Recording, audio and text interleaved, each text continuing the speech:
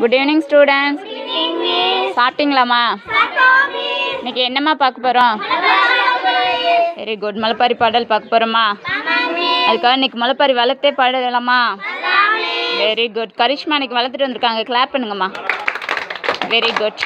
கும்மி அடிச்சுட்டே பாடலாமா? சரி, எங்கே பாடுங்க.